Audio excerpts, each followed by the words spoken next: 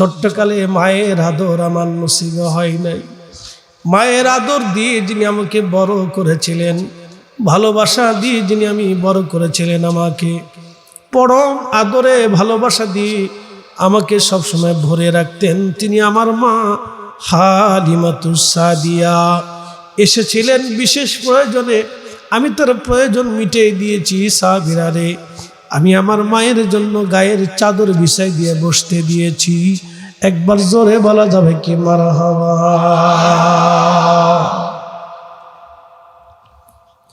জবাক মায়ের সাথে কেমন আচরণ করতে হয় নবীজি নিজে হাতে কলমে শিখিয়েছে। তেরি মা মা মা মা মা,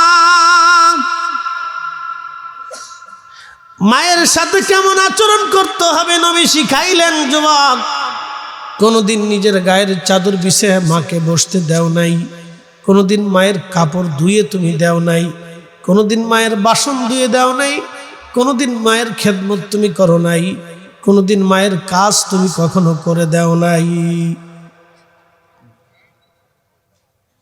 কি করছি? কিচ্ছু করতে পারি নাই। একটা মা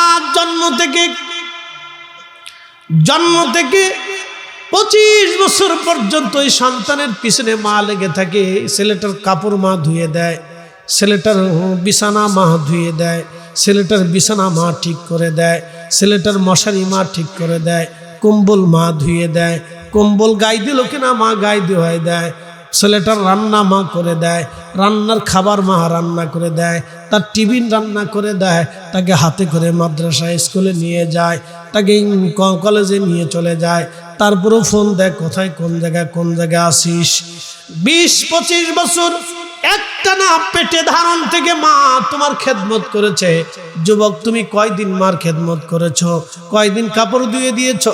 কয়দিন মারে গোসল করাইছো? কয়দিন মার রান্না বান্না করে দিয়েছো? কয়দিন মার কথা কম্বলগুলি ধুয়ে দিয়েছো? কয়দিন মার বিছানা তুমি ঠিক করে দিয়েছো? বলো। তিনি আমাদের নবী রাহমাতুল লিল আলামিন আল্লামা মোল্লা আলী কারি মাক্কি হানাফি হারুবি ইমামুল হারামাইন শরীফাইন, তিনি 2 হারামের ইমাম ছিলেন, মক্কারও ইমাম, মদিনারও ইমাম। মোল্লা আলী কারি মাক্কি একটা কিতাব লিখেছেন, আল মাউরিদুর রাবি ফি মাউলিদিন নবী সাল্লাল্লাহু আলাইহি ওয়াসাল্লাম। আল মাউরিদুর রাবি ফি মাউলিদিন নবী সাল্লাল্লাহু আলাইহি ওয়াসাল্লাম। এই কিতাবের মধ্যে তিনি একটা ঘটনা লেখেন। 21টা কিতাব থেকে তিনি ঘটনাটার হাওয়ালা টেনেছেন। হযরতে মোল্লা আলী কারি মাক্কি লেখেন, হযরতে হালিমাতুস সাদিয়া রাদিয়াল্লাহু আনহা তিনি বলতেছেন, দুনিয়ার মানুষ, আমি ধাত্রীমা হওয়ার জন্য সুদূর তায়েব থেকে রওনা করলাম। আপনারা জানেন মক্কা থেকে তায়েব বেশ অনেক দূর রাস্তা, পাহাড়ি রাস্তা, বেয়ে আঁকাবাঁকা পথ দিয়ে আপনাকে তায়েফে যেতে হবে। তাও বর্তমান তায়েফ থেকে 70 কিলোমিটার দূরে হযরত হালিমার বাড়ি, অনেক দূরত্ব। হযরত হালিমাতুস সাদিয়া বলেন, দীর্ঘ রাস্তা রওনা করলাম। আমার উট ছিল দুর্বল, আমার গাধা ছিল দুর্বল, আমি নিজেও ছিলাম দুর্বল, আমার স্বামীও দুর্বল, আমার বাচ্চা কাচ্চারাও দুর্বল। কারণ আমরা খুব দুর্ভিক্ষের কারণে অভাবের সংসারে ঠিক মতো খেতে পারতাম না। আমরা সবাই ক্ষীণ দুর্বল হয়ে গেলাম। তো খুব কষ্ট করে আমরা সুদূর তায়েব থেকে মক্কায় আসলাম। মক্কায় যখন আসি তখন আমার 3 দিন আগে মক্কায় অন্য মহিলারা এসে সব বাচ্চা কাচ্চা নিয়ে চলে গেল।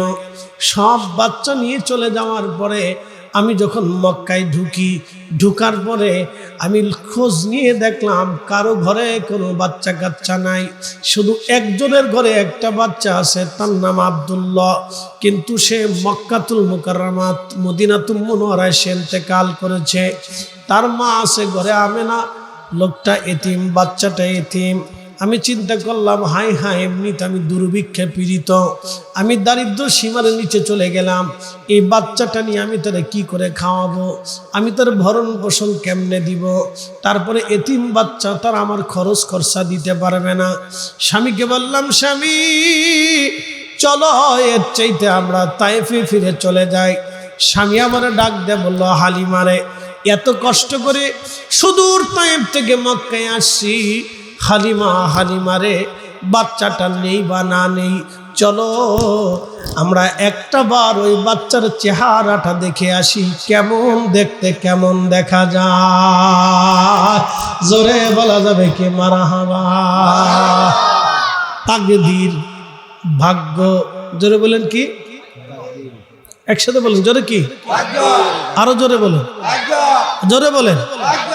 এই জন্য রসুলের পক্ষে থাকা ভাগ্য, নবীর উম্মত হওয়া ভাগ্য, কথা কন না কেন?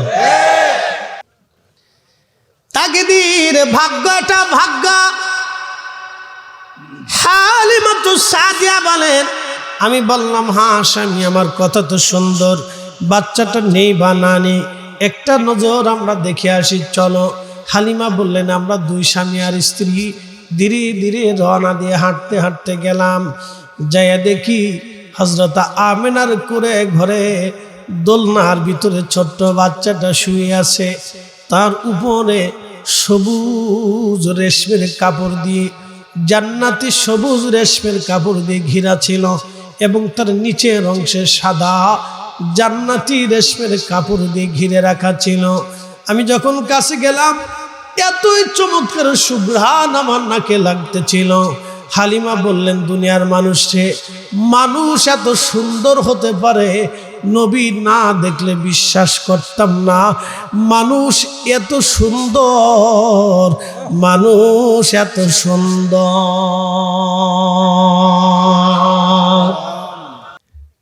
প্রিয় ভাইরা আমার, খুব মনোযোগ দিবেন।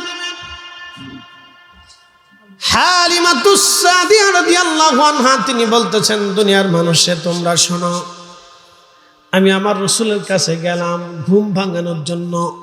বুকের উপর থেকে রেশমের কাপড় আমি সরাইয়া, আমি আস্তে করে বুকের উপরে আলতো আলতো করে হাত বুলিয়ে দিতে লাগলাম, যাতে ঘুম ভেঙে যায়। আস্তে আস্তে আলতো আলতো করে বুকের উপরে হাত বোলাইতে লাগলাম। যখন হাত বুলিয়ে দিলাম, আল্লাহর নবীর ঘুম ভেঙে গেল। ঘুম ভেঙে যাওয়ার পরে আমার চেহারার দিকে তাকাইয়া নবীজি ছোট্ট করে একটা মুস্কি হাসি দিলেন। একসাথে বলেন আল্লাহু আকবার। হযরত হালিমাতুস সাদিয়া বলতেছেন, দুনিয়ার মানুষে আমি আমার রাসূল করিম সাল্লাল্লাহু আলাইহি সাল্লামের পবিত্র জুলফি মুবারকের মাঝখানে, ইমাম মুল্লা আলী কারি মাক্কি আল মাউরিদের মধ্যে লেখেন, পবিত্র জুলফি মুবারকের মাঝখানে যে কপাল আছে, এই কপালের এখান থেকে একটা নূর মুবারক বের হইয়া খেলালাস সামা, একবারে অর্ধ আকাশ পর্যন্ত এই নূরটা চলে গেল। একসাথে বলেন আল্লাহু আকবার। প্রিয় উপস্থিতি, খুব মনোযোগ দিবেন। হযরত হালিমাতুস সাদিয়া বলেন, দুনিয়ার মানুষ আমার উট দৌড়ায় হেরেমের সামনে সেজদায় পড়ে গেল। কাবার সামনে বানে বানে সেজদা দিতে লাগলো। আমি রাত্রিবেলা চলে গেলাম, আমার উটের দুধ এসে গেল। আমার স্ত্রী, আমার স্বামী উট দহন করে, দুধ দহন করে দৌড়ায় এসে বলল, হালিমা কেমন বাচ্চা ঘরে আনছো, কেমন বাচ্চা ঘরে আনছো রে হালিমা। হালিমা রে, এত বরকতওয়ালা বাচ্চা, আমার উটের দুধ ভরে গেছে, এই বাচ্চা ছাড়া আমরা তায়েফে ফিরে যাব না। হালিমা বললেন, দুনিয়ার মানুষে আমি রসুলকে শেষ দিনে নিয়ে যাওয়ার জন্য আমি ঘোড়ার গাধার পিঠের উপরে চললাম। গাধার পিঠের উপরে চড়ার পরে হযরত আমেনা আমার নবীকে কোলে করে নিয়ে আসছে বিদায় দেওয়ার জন্য। হযরত আমেনা কোলের ভিতরে করে রসুলকে দেওয়ার জন্য আনছেন।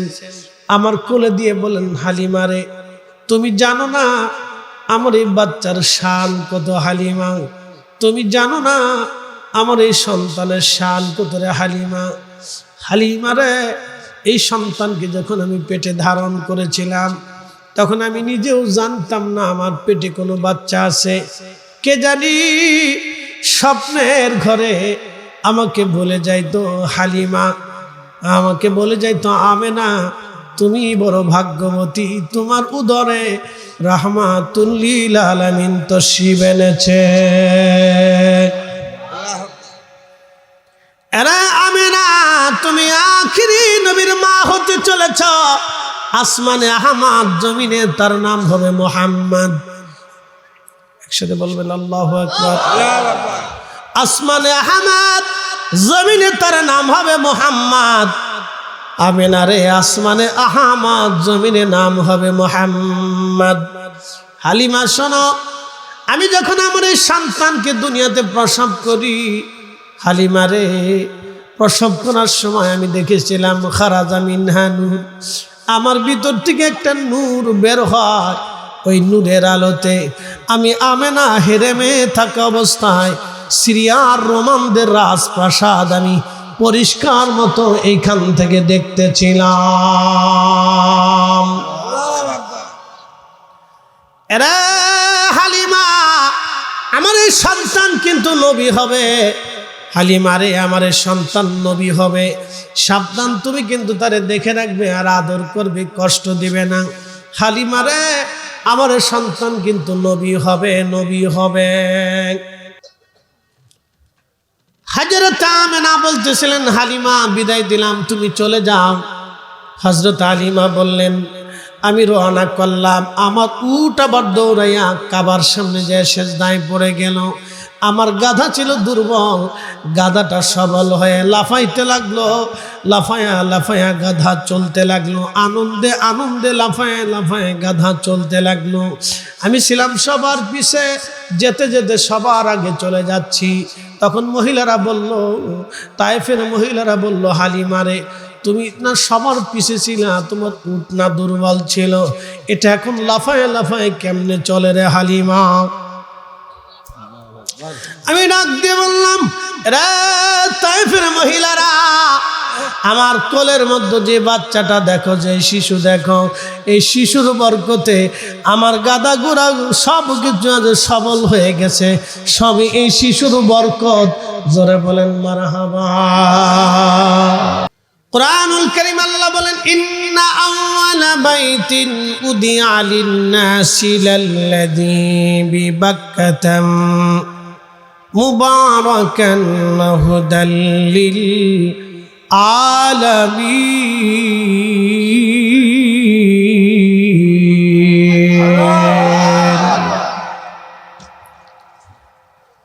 হাবিব, আমি যে প্রথম ঘর বানাইলাম, এই প্রথম ঘরের নাম হচ্ছে বাক্কা।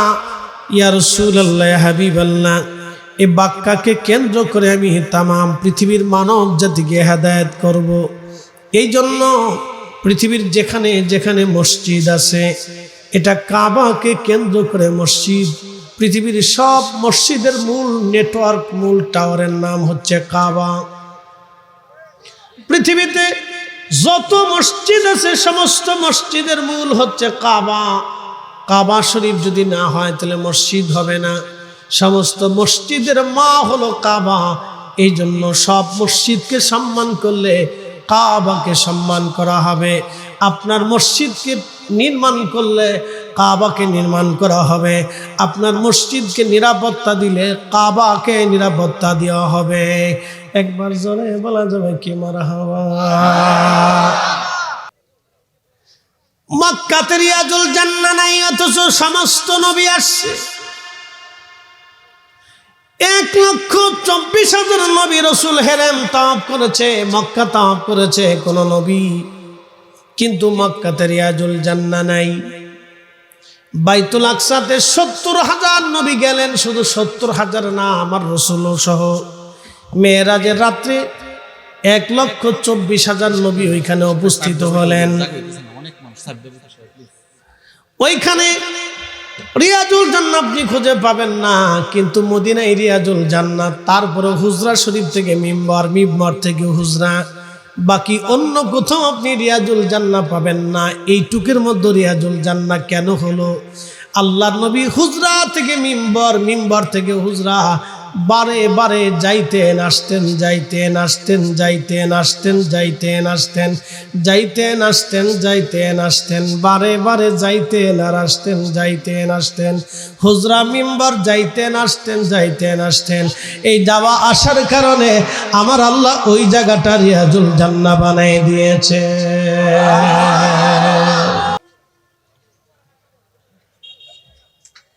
আল্লাহর নবীর শানগুলি আমি কি করে আপনাদেরকে বোঝাবো?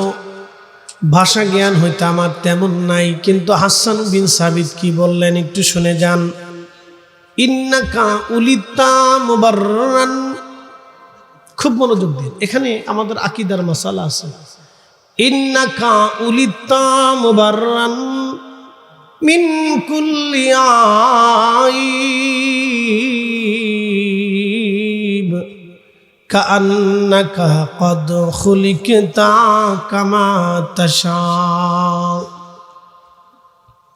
প্রিয় নবী, আপনি দুনিয়াতে তশরিফ এনেছেন, আপনি পৃথিবীতে এসেছেন ইয়া রাসূলুল্লাহ, আপনার আগে পরে কোনো ত্রুটি নাই, কোনো খাতা নাই, কোনো আইব নাই, কোনো দোষ নাই। একসাথে বলবেন না সুবহানাল্লাহ। এটেনশন, এখান থেকে একটা মাসলা শুনবেন। আমাদের দেশে যারা বুকে হাত বেঁধে নামাজ পড়ে আছে না ভাই, একদল হযরত হালিমা বৃদ্ধা বয়সে লাঠির উপরে ভর দিয়ে হেঁটে হেঁটে আল্লাহর নবীজির কাছে আসতেছিলেন। প্রিয় নবীজি সাহাবায়ে কেরাম নিয়ে বসেছিলেন। নবীজি হযরত হালিমাকে দেখার সঙ্গে সঙ্গে দাঁড়িয়ে গেলেন। দাঁড়িয়ে যাওয়ার পরে আল্লাহর নবীর গা মুবারক একখানা চাদর ছিল, চাদর। এ যুবকরা ভালো করে শুনে যাবেন, আল্লাহর নবীর গা মুবারকের উপর একখানা চাদর ছিল। প্রিয় নবীজি এই চাদরখানা সুন্দর করে আল্লাহর নবী বিছাই দিলেন। সুবহানাল্লাহ। প্রিয় নবীর নিজের গায়ের চাদর সুন্দর করে আল্লাহর নবী বিছিয়ে দিলেন। বিছিয়ে দেওয়ার পরে সাহাবায়ে কেরাম সরে গেলেন। হযরত হালিমাতুস সাদিয়া হেঁটে হেঁটে হেঁটে হেঁটে আসলেন, ওই চাদরের উপরে আস্তে করে বসে গেলেন। হালিমাও বসলেন, নবীজিও বসলেন।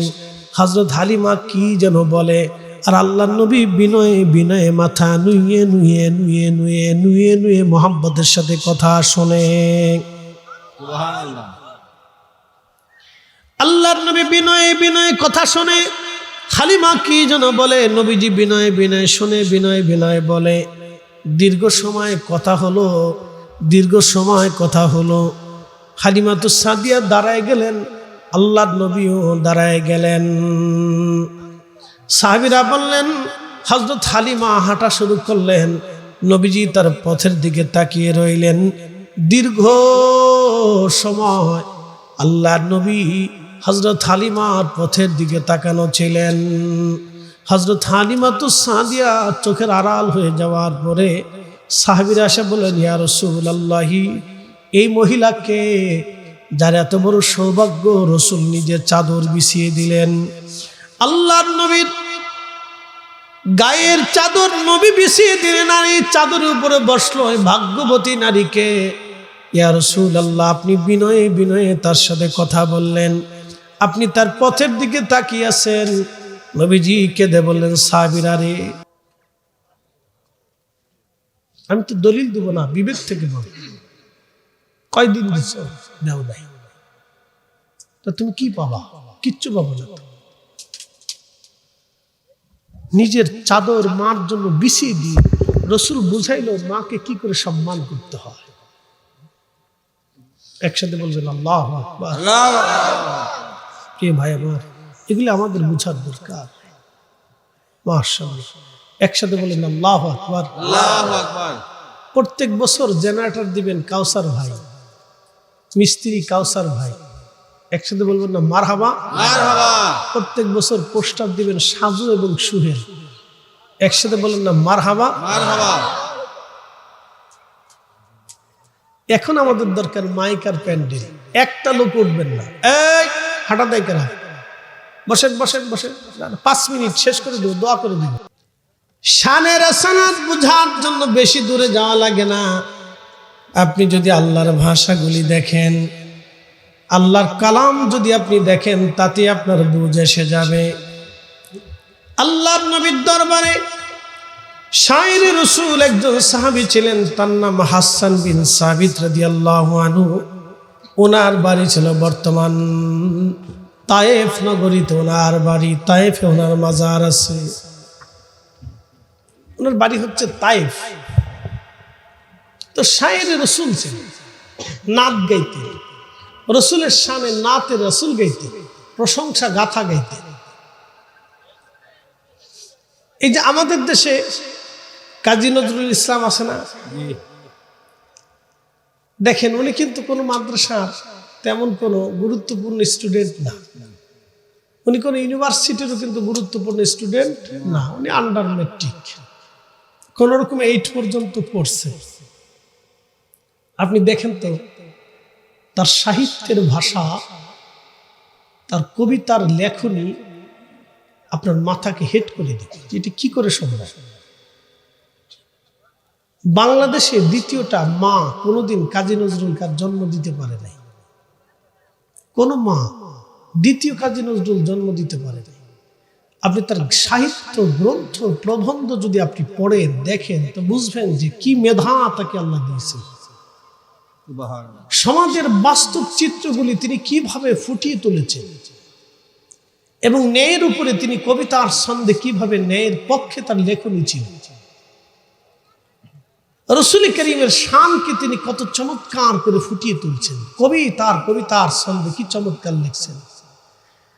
আমি যদি আরব হতাম মদিনারি পথ, সেই পথ দিয়ে হেঁটে যাইতেন নূর নবী হাজরাত, নূর নবী হাজরাত। একসাথে বলবেন না মারহাবা? মারহাবা। আপনি ছন্দগুলি দেখেন তো কি চমৎকার। শায়ের রাসূল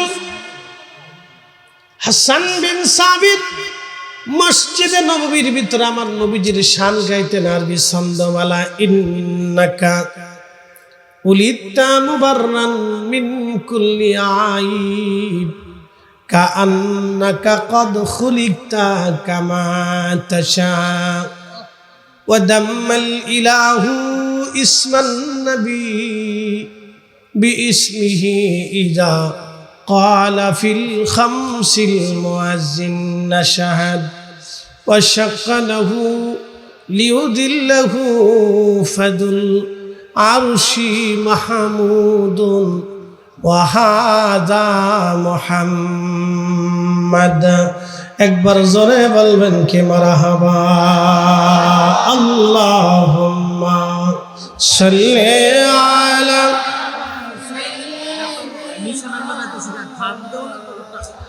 না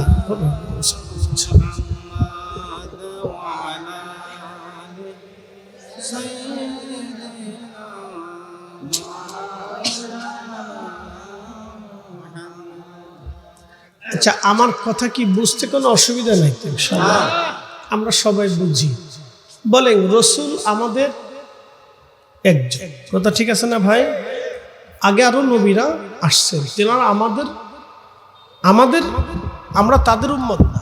ঠিক আছে, ওখানে একটু টাইট করে দিই, একটু টাইট করে দিই। আচ্ছা লাগবে ওজন তো। রাসূল আমাদের, আমরা যদি ওনার শানকে বুলন্দ করে দেখি তাহলে আমাদের লাভ, কথা ঠিক আছে না ভাই? আমাদের লাভ। ওনার শানকে ছোট করা মানে আমাদের মর্যাদাকে ছোট করে দেখা। ওনার শানকে বড় করে দেখা মানে আল্লাহর ইজ্জতকে বড় করে দেখা, কথা ঠিক আছে না ভাই? খুব বুঝবেন, মনোযোগ দেন। আপনাদের এলাকায় মসজিদ আছে কিনা? এই মসজিদে কি আপনারা জুতা পরে ভিতরে ঢোকেন? কারণ কি? এটা কার ঘর? আপনার ঘরে জুতা পরা হলো, কিন্তু এই ঘরে জুতা হলো না, কারণ কি? একটা মাত্র, এই ঘরের সাথে নিসবত কার? একসাথে বলবেন কার? আল্লাহর সাথে নিসবতের কারণে এই ঘরের দাম বেড়ে গেল। তো ঠিক রসুল আল্লাহর, রসুল কার? হাবিব কার? রহমত কার? মাকামে মাহমুদওয়ালা কার? হাউজে কাউসারওয়ালা কার? সাহেবে কোরআন কার? তো উনার সাথে আল্লাহর সম্পর্ক থাকার কারণে উনার ইজ্জত तमाम সৃষ্টির উপরে। কথা বলেন ঠিক কিনা? কোনো সন্দেহ আমাদেরকে বুঝতে হবে। প্রিয় উপস্থিতি, তাদের সাথে আমাদের কিন্তু এই আমিন জোরে বলা আস্তে বলা নিয়ে তেমন কোনো দ্বন্দ্ব না, তেমন দ্বন্দ্ব না। আমিন হেরেমে হারামাইন শরীফে এনে লক্ষ লক্ষ হাজিরা আমিন জোরে বলে, যারা শাফিঈ জোরে আমিন বলে। আমিন জোরে নিয়ে আস্তে নিয়ে, এটা হচ্ছে হানাফিরা, আমরা যারা হানাফি মাযহাবকে ফলো করি আমরা বলি আস্তে আমিন বলা সুন্নাত। আর যারা শাফিঈ মাযহাব ফলো করে তারা বলেন জোরে আমিন বলা সুন্নাত। শুধু এতটুকু তফাৎ। কিন্তু বাংলাদেশে যারা আমিন বলে জোরে চিল্লেন দেয়, তাদের আকীদা বিশ্বাস হচ্ছে রাসূলের আব্বা আম্মা কাফির এবং মুশরিক। নাউযুবিল্লাহ। আমি কে কোন দল করেন আমি জানি না, সুন্নি, কওমি, জামাতি, লামাযহাবি, তারপরে যত তবলিগের ভাইরা সহ যারা আছে, আমি এখন কোনো দল বুঝি না, আমি এই মুহূর্তে কোনো দল বুঝতেছি না। রাসূল কিন্তু আমাদের সবার, এতে কি কোনো দ্বিমত আছে? আমাদের সবার। ওনার প্রতি আমাদের কি ধারণা থাকা উচিত? অবশ্যই সুধারণা। কথা ঠিক আছে না ভাই? উত্তম ধারণা। যারা বলেন কি ধারণা? উত্তম। উত্তম। তো উত্তম কি? একবার উত্তমের যদি কোনো শেষ সীমানা থাকে তাহলে সেটা। কথা ঠিক আছে না ভাই?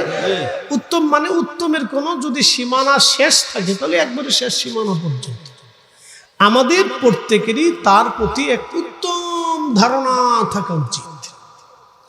এখন আপনাকে প্রশ্ন করি, যদি হ্যাঁ বলেন যে হুজুর আমরা উত্তম ধারণা রাখি, তাহলে উত্তম ধারণা যদি থেকে থাকে তাহলে রাসূলের আব্বা আম্মা একজন কাফির মুশরিক কি করে হয়? অথচ কোরআন বলতেছে ইন্নামাল মুশরিকুনা নাজাসুন, প্রত্যেক মুশরিকরা অপবিত্র, নাপাক। তাহলে রাসূলকে কি করে আল্লাহ নাপাক মুশরিকদের মাধ্যমে পৃথিবীতে নিয়ে আসলেন? আপনি একটু বুঝেন, আমার আর দলিল লাগবে না, শুধু এতটুকুনি বুঝেন। আমার দলিলের দরকার নাই, শুধু আপনি এতটুকুনি বুঝেন যে আল্লাহ তাহলে কি করে মুশরিকদের মাধ্যমে রাসূলকে আনলেন, বাস শেষ। তাহলে বোঝা গেল যারা রাসূলের আব্বা আম্মাকে কাফির এবং মুশরিক মনে করে থাকে, রাসূলের প্রতি তাদের ধারণা 100% পিওর এবং শিওর না, তাদের ইমানের ভিতরে গাফিলতি আছে। কথা বলেন ঠিক কিনা? এজন্য আমরা তাদেরকে মেনে নিতে পারি না, অবশ্যই না। কেটে টুকরা টুকরা করে দিল না। যদি কোন উম্মত রাসূলকে মেনে নেয় যাহা রাসূল তিনি সর্বশ্রেষ্ঠ, সর্বোত্তম, সর্বকালের সর্বশ্রেষ্ঠ মহামানব, তাহলে আপনাকে মানতেই হবে কোন নাফাকির মাধ্যমে, কোন পচাশিলের মাধ্যমে, কোন বেঈমানের মাধ্যমে, কোন কুফফারের মাধ্যমে যেই মাথা কাপ প্রতিমার সামনে মাথা নত করেছে, কোন পাথরের সামনে মাথা নত করেছে, কোন মানুষের সামনে মাথা নত করেছে, যারা নাপাক ছিল, অপবিত্র ছিল, তাদের মাধ্যম দিয়ে আমাদের রাসূলকে আল্লাহ আনতেই পারে না, অবশ্যই পারে না, অবশ্যই পারে না। আমাকে কেটে টুকরা টুকরা করলে আমি বিশ্বাস করতে পারবো না। কথা বলে ঠিক না?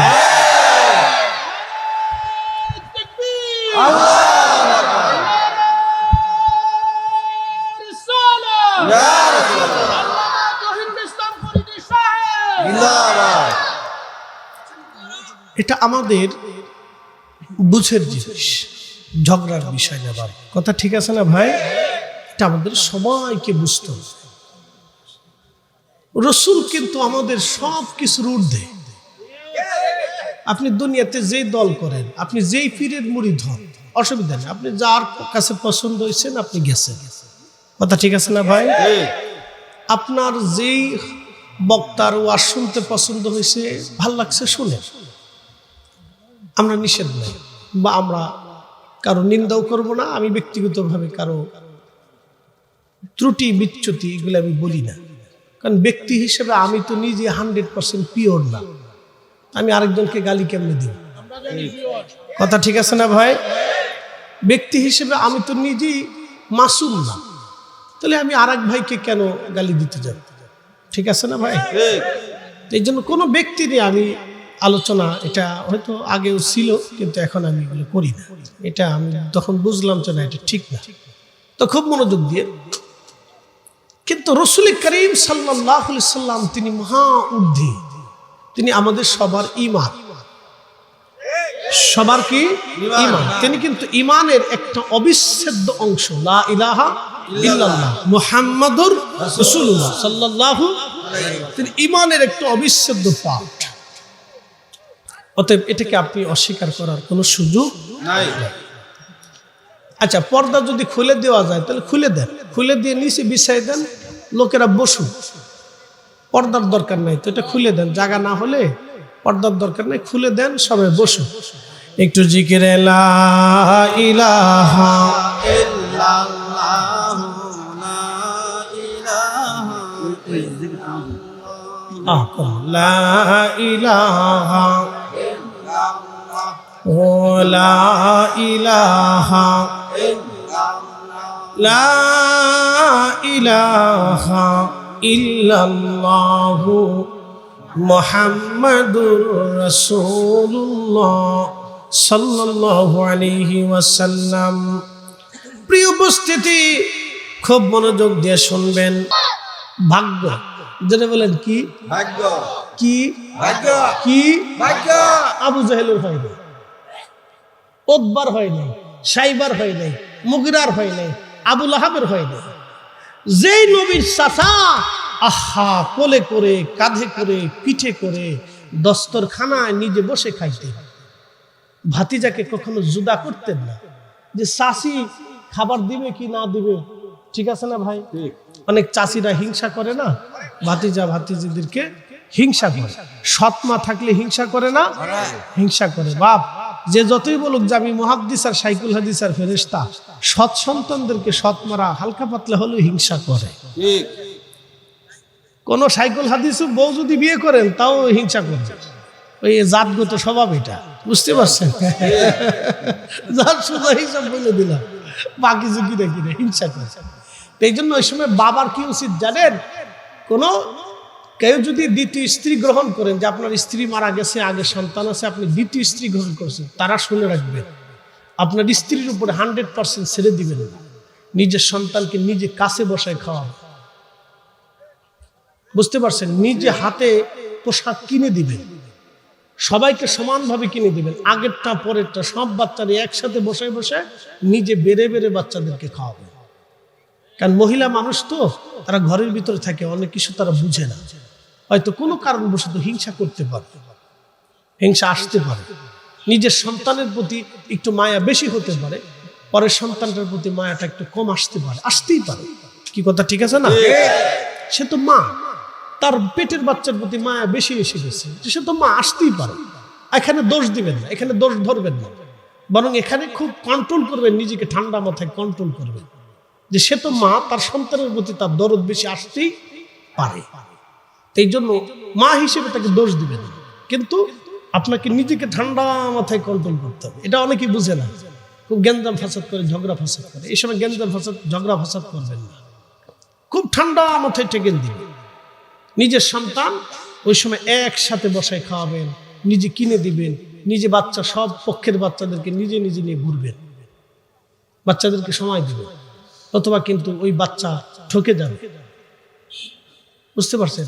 সে তার মায়ের অভাব ফিল করবে যে আমার মা নাই বিধায় আমি আজকে কষ্ট করতেছি, এটা কিন্তু ভবিষ্যতে আপনার জন্য অনেক বড় এফেক্টস করবে ওই বাচ্চার ব্রেনে। আপনাদেরকে খালি ওয়াজ করলে হবে না, প্রেসক্রিপশন দেওয়ার দরকার। এগুলো একটা জীবনের অনেক বড় প্রেসক্রিপশন। ঠিক আছে, অনেকেই ভুল করে, বুঝে না যে ওই স্ত্রীর প্রতি রাগ করে। আপনি ওই স্ত্রীর প্রতি রাগ করতে পারেন না, দরকার নাই। সে তো মা, তার সন্তানের প্রতি তার দরদ আসতেই পারে, এটা হতেই পারে, যে কারো মার হতে পারে। এই জন্য এই সময় নিজের বাচ্চাদেরকে সমানভাবে টেকেল দিবে। তো খুব মনোযোগ দিয়ে হালিমাতুস সাদিয়া রাদিয়াল্লাহু আনহা বলতেছেন, আমি রাসূলের ঘুম ভাঙাইলাম। নবীজি আমার দিকে তাকিয়ে একটা মুস্কি হাসি দিলেন। হাসি এতই চমৎকার ছিল, হাসি দেখে আমি পাগল হয়ে গেছি। সুবহানাল্লাহ।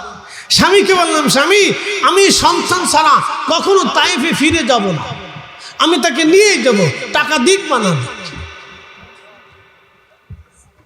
একসাথে বলি না মারহাবা, টাকা দিক বানা দিক, আমি তাকে নিয়েই যাব। ভালো আছে, টাকা দিক বানা দিক, আমি তাকে নিয়ে যাব। প্রিয় উপস্থিতি, ত্রিভুবনের প্রিয় মুহাম্মদ এলো রে দুনিয়ায় রে সাগর,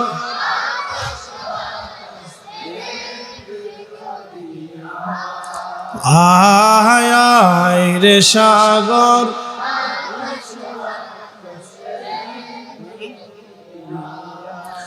ধুলির ধরা বেহেশত আজ, ধুলির ধরা বেহেশত আজ। 1 মিনিট, উঠে কেন বাচ্চা? আচ্ছা আচ্ছা ঠিক আছে, নিয়ে যান।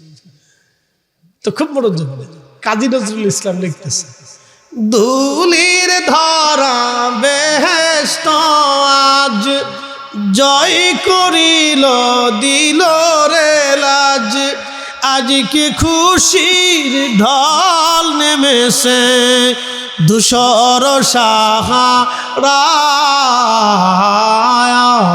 রে সাগর, দেখবি যদি আয় রে সাগর,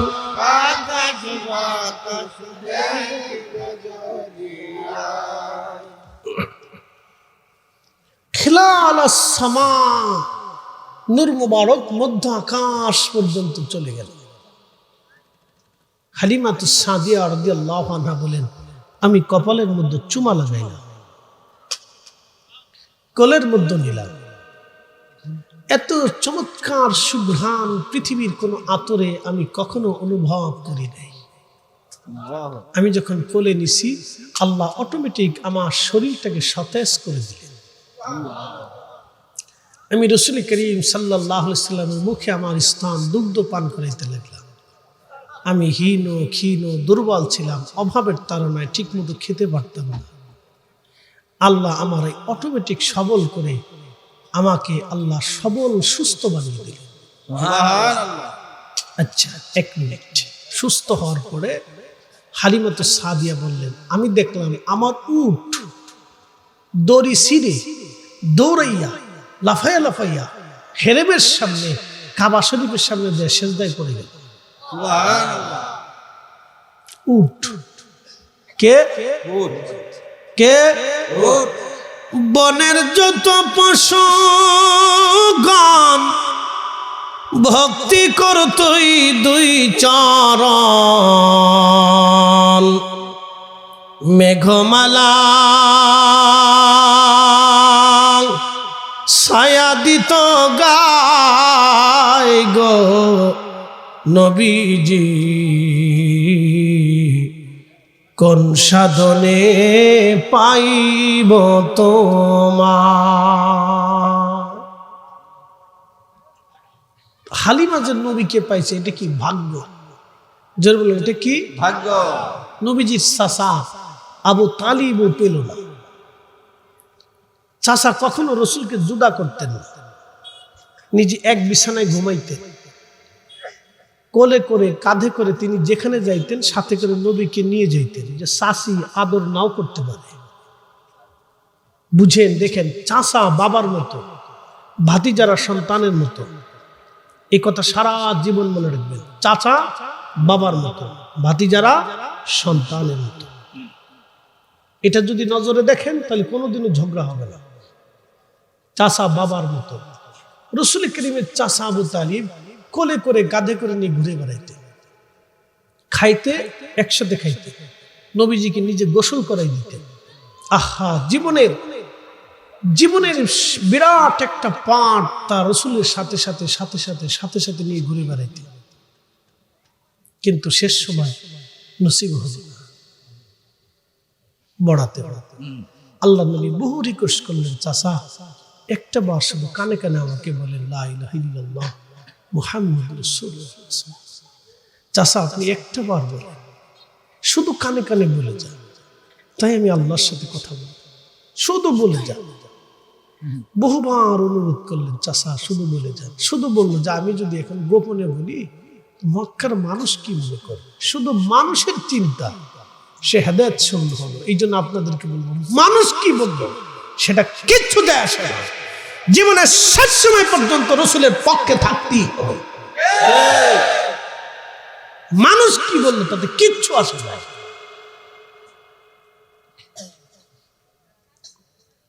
শুধু একটা বাক্যের জন্য, যে মানুষ কি বলবে, যে আমি গোপনে কালেমা পড়ছি, মানুষ কি বলবে। তো মানুষ কি বলবে সেই জন্য আপনাকে রাসূল থেকে জুদা হওয়া যাবে। কথা ঠিক আছে না ভাই? মানুষ কি বলে এটা দেখার দরকার নেই। আমি যদি আরব হতাম মদিনারি পথ, সেই পথ দিয়ে হেঁটে যাইতেন নূর নবী হাজারাত, নূর নবী হাজারাত। অ্যাটেনশন। একদিন রাসূল করিম সাল্লাল্লাহু আলাইহি সাল্লামের কাছে এসে হালিমা বলতেছি, ইয়া রাসূলুল্লাহ একটা বিষয় জিজ্ঞেস করব, তো বলেন মা। বলে হুজুর আপনাকে যখন ছোট্ট কালে আমি দুধ পান করাইতাম।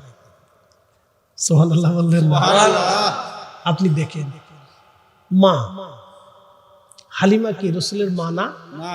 কথা কন না কেন? মা না? মা তো। ছোট্টকালে দুধ পান করিয়ে বড় করে পায়খানা পেশাব পবিত্র করে পরিষ্কার করে আল্লাহ রাসূলকে গোসল করাইয়া আদর করে কোলের মধ্যে রাখিয়া ঘুম পাড়াইয়া বড় করছে না? তো সে মা না?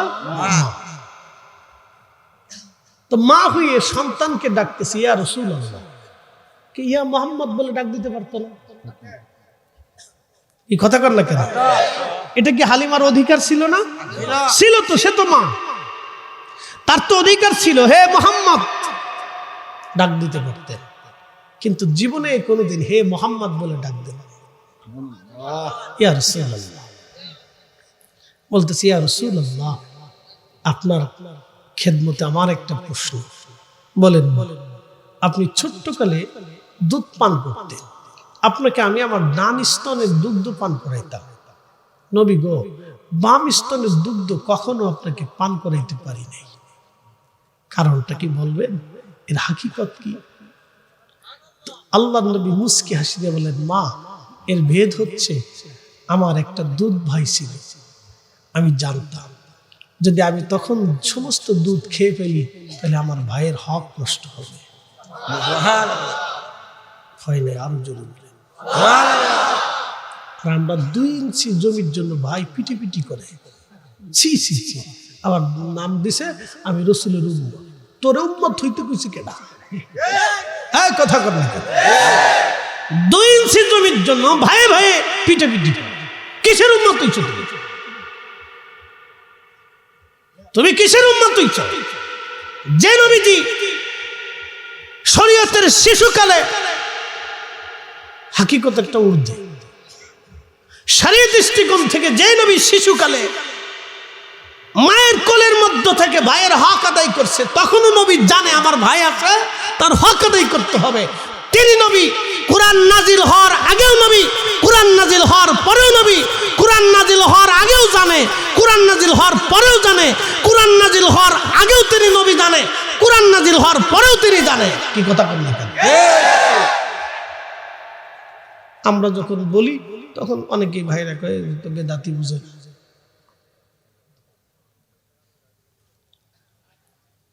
প্রিয় উপস্থিতি, খুব মনোযোগ দিয়ে বলতেছে, মাগো আমি তখন জানতাম যে আমার একটা দুধ ভাই আছে, আমি দুধ পান সবটুকু যদি করে ফেলি আমার ভাইয়ের হকটা নষ্ট হবে, এই জন্য আমি একটা দুধ পানি করতাম। তিনি নবী, কোরআনে তিনি বলে দিয়েছেন, আল্লাহ তার সম্পর্কে বলে দিয়েছেন, ওয়া ইন্নাকা লাআলা খুলুকিন আযীম, তিনি মহান চরিত্রের অধিকারী। সুবহানাল্লাহ। পৃথিবীতে সার্টিফিকেট কারণ নসিবে হয় না,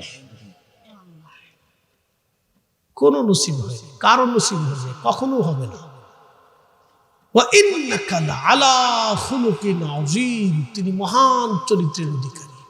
কারণ নসিবে এই সুন্দর লকবটা আর কখনো হবে না। প্রিয় উপস্থিতি, খুব মনোযোগ দিয়ে কথাগুলো বোঝাটা আমাদের অত্যন্ত জরুরি। আমরা সবাই কিন্তু আল্লাহর কাছে ফিরে যাব। একটা কথা মনে রাখবেন, সবাইকে কিন্তু মেহশরে আল্লাহ রসুলের সামনে দাঁড়াইতে হবে। হবে না ভাই? হবে। আমাকেও দাঁড়াইতে হবে, আপনাকেও দাঁড়াইতে হবে। নবীজির হামদের পতাকা ছাড়া, শাফায়াতের পতাকা ছাড়া কোন উম্মত জান্নাতে যেতে পারবে না। আপনাকে আমাকে আল্লাহ রসুলের দরবারে মুস্তাফাতে মেহশরের মাঠে দাঁড়াইতে হবে। হাউজে কাউসারের পানি পান করা ছাড়া জান্নাতে যাওয়ার সুযোগ আছে? আপনাকে একটা বার হলেও হাউজে কাউসারের পানি পান করতে হবে। আপনি একটু দেখেন তো, আল্লাহ আপনাকে কতটা অসহায় করে দিয়েছে রসুলের কাছে। কি কথা ঠিক আছে না ভাই? আল্লাহ আমাকে আপনাকে রসুলের দরবারে কতটা অসহায় করে দিছে যে হাউজে কাউসারে আপনাকে যেতেই হবে, আর যেতে হলে রসুলের সামনে দাঁড়াইতেই হবে। কি কথা বলেন? সূত্র বুঝে যাবে না, ওখানে যেতেই হবে, দাঁড়াইতেই হবে। মিজানের পাল্লা ছাড়া জান্নাতে যাওয়ার রাস্তা আছে? মিজানের পাল্লার সামনে আপনাকে দাঁড়াইতেই হবে, আর দাঁড়াইলে রসুলের সামনে আপনাকে দাঁড়াইতেই হবে। আল্লাহ আপনাকে রসুলের কাছে অসহায় করে দিয়েছে। এই জন্য কোরআনের আয়াতে আল্লাহ বলে দিয়েছেন, وَمِنَ اللَّيْلِ فَتَهَجَّدْ بِهِ نَافِلَةً لَكَ عَسَى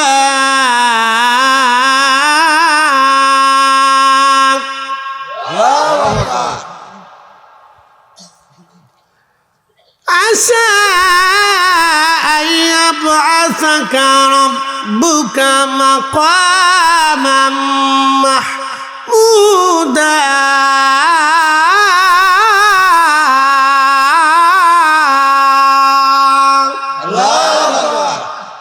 মাকাম মাহমুদা, সর্বশেষ মাকাম, সর্বোচ্চ মাকাম, যেই মাকামের পরে আর কোনো মাকাম নেই, যেই মাকামের পরে আর কোনো মাকাম নেই, যেই মাকামের পরে আর কোনো মাকাম নাই।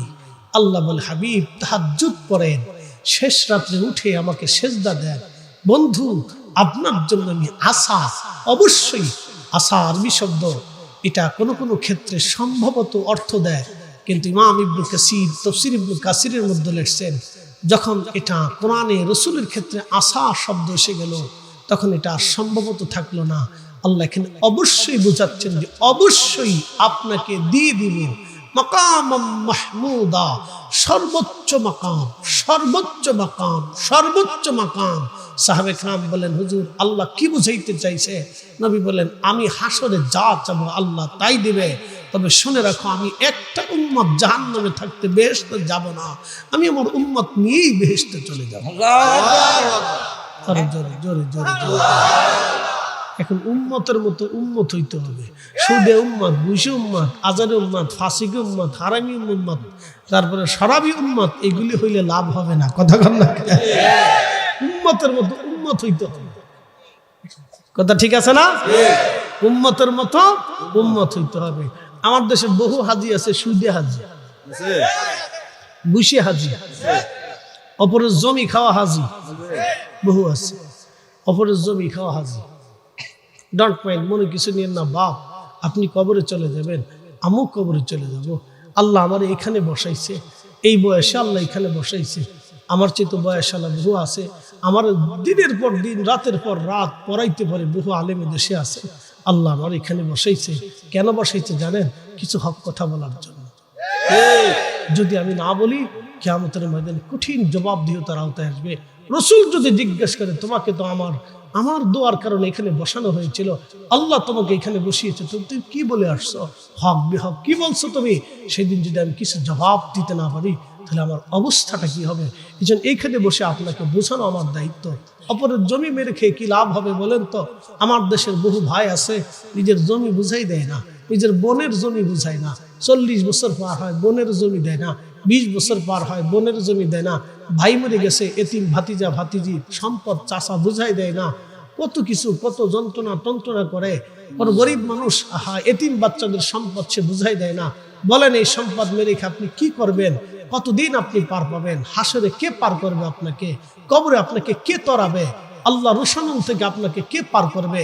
মনে রাখবেন, আমার নবী ইনসাফওয়ালা, ইনসাফকে পছন্দ করেন। রাসূল করিম সাল্লাল্লাহু আলাইহি সাল্লামের কাছে এক মহিলাকে ধরে নিয়ে আসছে।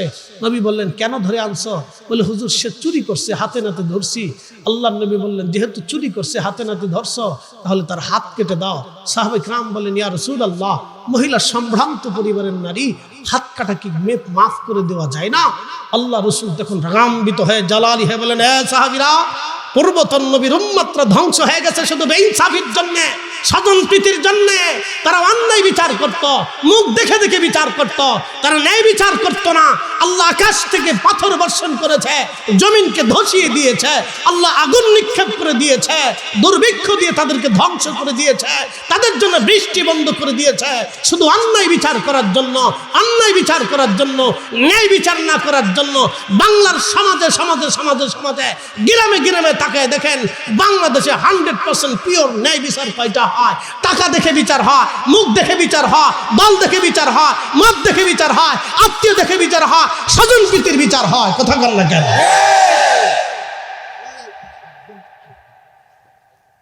আকাশ থেকে বৃষ্টি বন্ধ হয় শুধু এই কারণে, আকাশ থেকে বৃষ্টি বন্ধ হবে এই কারণে, ফসল নষ্ট হবে এই কারণে। সারা জীবনের পর জীবন শুধু অভাব ভোগ করতে হবে, শুধু ভোগ করতে হবে অন্যায় বিচার করার কারণে। আপনি আমেরিকাতে যাবেন, অন্যায় বিচার পাবেন না। আপনি ইউরোপে যাবেন, অন্যায় বিচার পাবেন না। আপনি জাপানে পাবেন, অন্যায় বিচার পাবেন না। আপনি চীনে যাবেন, অন্যায় বিচার পাবেন না। ওরা বৌদ্ধ, ওরা নাস্তিক, ওরা খ্রিস্টান, ওরা ইহুদি, ওরা অন্যায় বিচার করে না, ওরা টাকা খেয়ে বিচার করে না, ওরা মুখ দেখে বিচার করে না। যার কারণে আল্লাহ ওদেরকে সম্পদ দিতে দিতে দিতে দিতে সামনের আসনে আশীষ করেছে। আর আমরা মুসলমান শুধু অন্যায় বিচার করি, যার কারণে আল্লাহ আমাদেরকে এখনো দেয় না, আগামীতেও দেবে না। যতদিন পর্যন্ত ন্যায় বিচার প্রতিষ্ঠিত না হবে, ততদিন পর্যন্ত আমাদের ভুক্তভোগী হতেই হবে। কথা বলে ঠিক কিনা? আল্লাহ নবী ডাক দিয়ে বললেন, সাহাবীরা, আমার ফাতেমাও যদি চুরি করতো, আমি রাসূল নিজে হাতে আমার ফাতেমার হাত কেটে দিতাম। হাত কেটে দাও।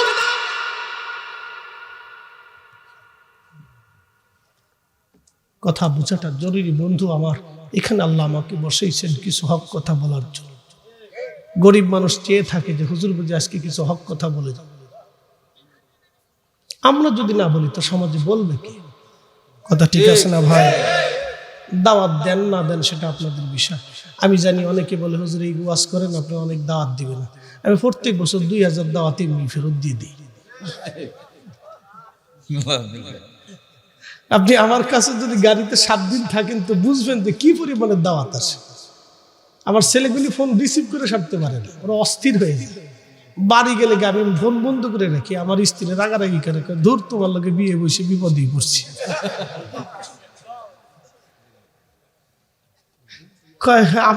আমি বউ, তোমার শিডিউল নিতে 6 মাস লাগে, আমাকে কিছু করার নাই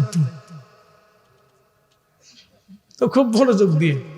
এই জন্য দাওয়াতে চিন্তিত করা যাবে না। আচ্ছা, আপনাদেরকে একটা কথা বল, শেষ, ওয়াজ বেশি লম্বা করব না, মনোযোগ দেন। এই যে বনে জমি পায়, বনে জমি পায়, এটা কি আল্লাহর আইনে পায় না? কথা ঠিক আছে না ভাই? কার আইনে পায়? আল্লাহর আইনে পায় না? আল্লাহর আইনে পায়। এতিম ভাতিজা ভাতিজি জমি পায়, এটা কার আইনে পায়? আল্লাহর আইনে পায়। ওরা পাবে, আল্লাহর আইনেও পায়, সরকারের আইনেও, রাষ্ট্রীয় আইনেও পায়। তো বোনটা জমি না পাইতে পাইতে 10 বছর পরে মামলা করছে। আচ্ছা, এই মামলাটা আদালতে কত বছর চলার দরকার বলেন তো আপনি? আপনার বিবেকে কি বলে? হ্যাঁ, 3 মাস হবে কেন? তো 10 দিনের মামলা, 10 দিন, সর্বোচ্চ 10 দিন, 7 দিনও চলে না। বিচারক যদি ইচ্ছা করে 3 দিনই শেষ করবো, 3 দিনই পারে। কি কথা ঠিক আছে না? কারণ সে তার বাবার উত্তরাধিকার সূত্রে জমি পায়। সে ঠাস করে মামলা কাগজ কলম দেখে সমাজের স্থানীয় লোক দেখবে, পুলিশ প্রশাসন ডেকে বলবে, তারা তদারকি করে এনে আমার 24 ঘন্টা, আগামী 24 ঘন্টা রিপোর্ট দিবে, শেষ হয়ে গেল। বা 7 দিন পরে কোর্ট আবার বসবে, অথবা 3 দিন পরে কোর্ট বসবে, ওই দিন ফয়সালা হয়ে যাবে।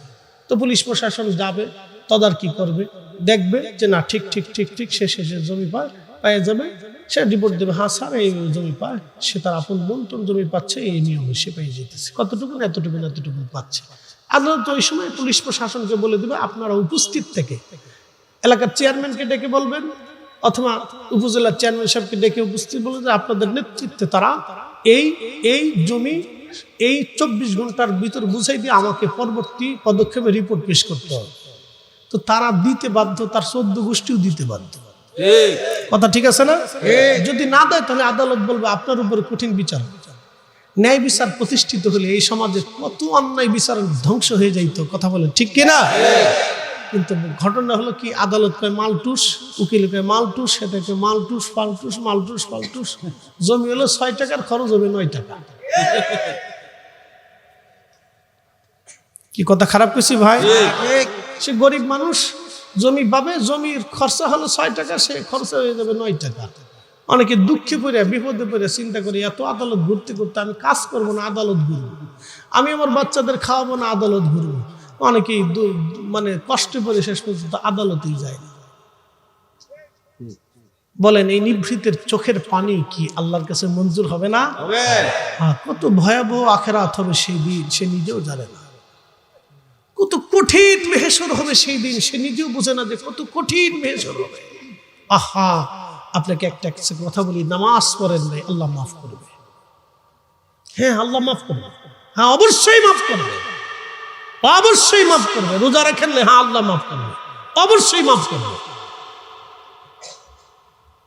কিন্তু আপনি আপনার ভাইয়ের হক নষ্ট করে দিচ্ছেন, আল্লাহ মাফ করবে না। এখানে আল্লাহ মাফ করবে না। ভাই মাফ না করা পর্যন্ত আল্লাহ মাফ করবে না। সোজা মশলা বলে দিলাম, প্রিয় ভাই আমার, যদি ধর্ম বুঝেন তাহলে বুঝে যাবেন, যেটা করা উচিত সেটা করবে। আমাদের দেশে আমার কিছু ভাইরা আছে মিলাদ নিয়ে ঝগড়া করে না ভাই? সবাই না, কিছু ভাইরা আছে ঝগড়া করে যে না এটা করবো না বা করা যাবে না। ধরেন তাদের দৃষ্টিতে তো বেদাত। কিছু ভাই আছে বলে কোরআন খতম দেওয়া যাবে না, এটা বেদাত। কেন কোরআন খতম দিতে যাবে? এটা বলে থাকে। দোয়া নিয়ে ঝগড়া। আচ্ছা বলেন তো, আমাদের দেশে কি দোয়া নিয়ে ঝগড়া করার উচিত? আমাদের সবার উচিত ছিল এদেশে যারা অন্যায় বিচার করে তার বাটাম চালান দেওয়া। কি কথা কর না কেন? জোরে বলেন। দোয়া বন্ধ করার জন্য তো আল্লাহ আমরা আলেমদেরকে পাঠাইছে না, আল্লাহ আলেমদেরকে পাঠাইছে জমিনে ন্যায় বিচার প্রতিষ্ঠিত করার জন্য। কি কথা কর না কেন? আল্লাহ আমাদেরকে পাঠিয়েছে দুনিয়াতে ন্যায় বিচার প্রতিষ্ঠিত করার জন্য। আল্লাহ আমাদেরকে দোয়া, কোরআন খতম, মিলাদ এগুলি বন্ধ করার জন্য আল্লাহ পাঠাইছে না ভাই। এগুলির জন্য আল্লাহ আমরা পাঠাইছে না। আল্লাহ আমরা পাঠাইছে গরিবের হক, গরিবের বাড়ি পৌঁছাই দেওয়ার জন্য। আল্লাহ আমাদেরকে পাঠিয়েছিল পতিতালয় বন্ধ করার জন্য। আল্লাহ আমাদেরকে পাঠিয়েছে সুদ, ঘুষ, দুর্নীতি, অকাম কুকাম, জেনা ব্যভিচার বন্ধ করার জন্য, বেহায়াপনা বন্ধ করার জন্য। কিন্তু আমরা এখানে ব্যর্থ হয়েছি, পারি নাই। যেটা বন্ধ করা সেটা করতে পারি নাই, যেটা করার দরকার না হেডে নিয়ে পারাপারি করতেছি।